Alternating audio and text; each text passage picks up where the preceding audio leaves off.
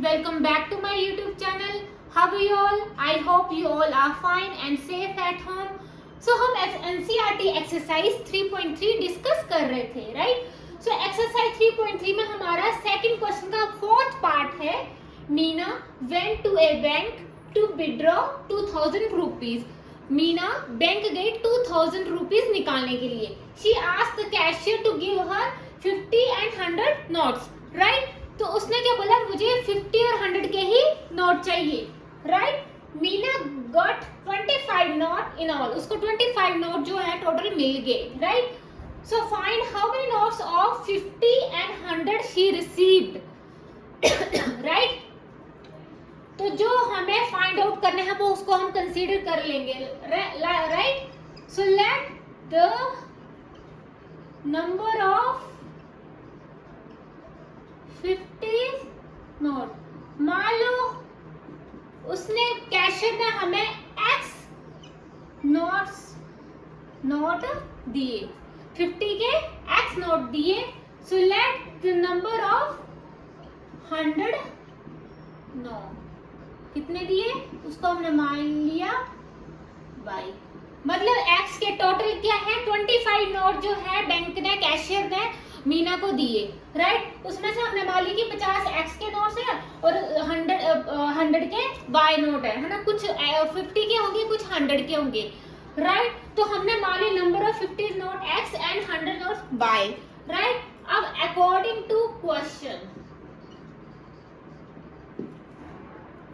she asked the cashier to give her 50 and 100 note only, right?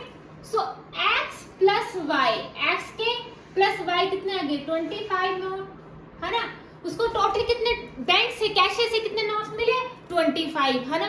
हमने क्या 50 के x मान लिए तो x plus y, कुछ 50 के नोट्स होंगे, कुछ 100 के नोट्स होंगे, तो टोटल कितने आ गए, 25. ये फर्स्ट लीनियर इक्वेशन आ गई. सेकंड, उसको कितने रुपए चाहिए थे, 2000 रुपीज. उसमें से कुछ 50 के नोट चाहिए थे, कुछ 100 के नोट चाहिए थे, राइट? सो कुछ मान लो 50 के, मान लो 50 के कुछ नो x है और 100 y इक्वल टू 2000. ये देखो ये नोट है, ये रुपीज है ना?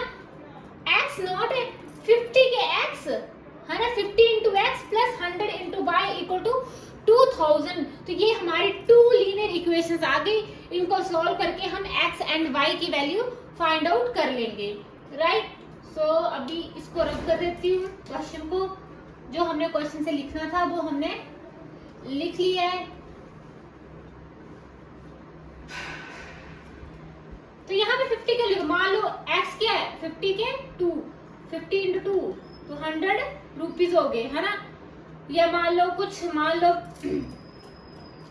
500 हो गए, है ना? 510, 500 ऐसे करके. यह मान लेते हैं 1000 प्लस 1000 2000.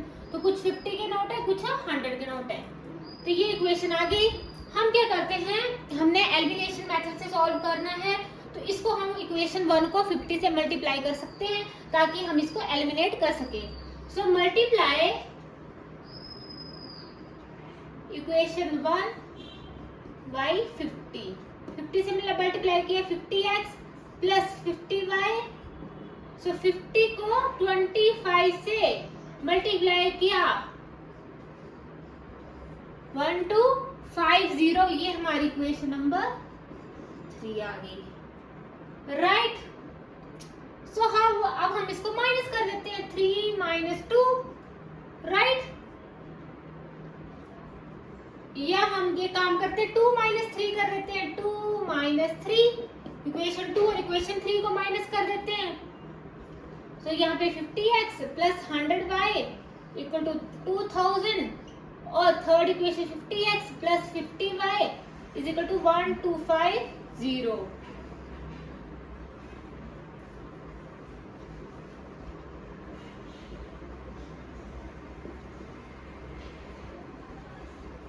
क्या कर देते हैं, सब्ट्रैक्ट कर देते हैं. माइनस माइनस ये हमारा कट गया. तो ये 50y आ गया. 2000 माइनस 1250 0 5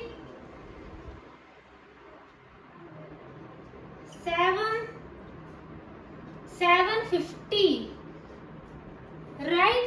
सो बाय हमारा क्या आ जाएगा 750 अपॉन 50। सो 75 को 5 से डिवाइड कर दो। 5 1 5 15। y हमारा क्या आ गया 15। तो यही वैल्यू हम पुट कर देते हैं इक्वेशन 1 में। पुट इन इक्वेशन 1, ये पुट इन इक्वेशन 1 यहाँ पे पुट कर देते हैं। x की वैल्यू हमने फाइंड आउट करनी है। y हमारे पास आ गया 15, 25। तो x क्या आ गया 25 माइनस 15, तो क्या आ गया हमारा 10। सो x की वैल्यू हमारे पास क्या आ गई 10। देखो x की वैल्यू क्या आ गई हमारी 10 और y की हमारी आ गई 15। इसका मतलब जो कैशियर ने 25 नोट्स दिए थे उसमें से 10 जो थे हमारे 50 के थे और 15 जो हमारे थे 15 जो हमारे थे वो 100 के थे, है ना। देखो ना 10 प्लस 15 के बन गए 25 और 50 प्लस x क्या आ गया 50x 500 और 100 इंटू 50। देखो 500 1500 2000 बन गया ना। तो ये हमारे x के देयरफॉर लिख सकते हो the number of 50 note is 10 and number of 100 notes are 15, right. तो इस तरह से ये हमारा क्वेश्चन सॉल्व हुआ। आई होप आपको अच्छे से समझ आ गया होगा।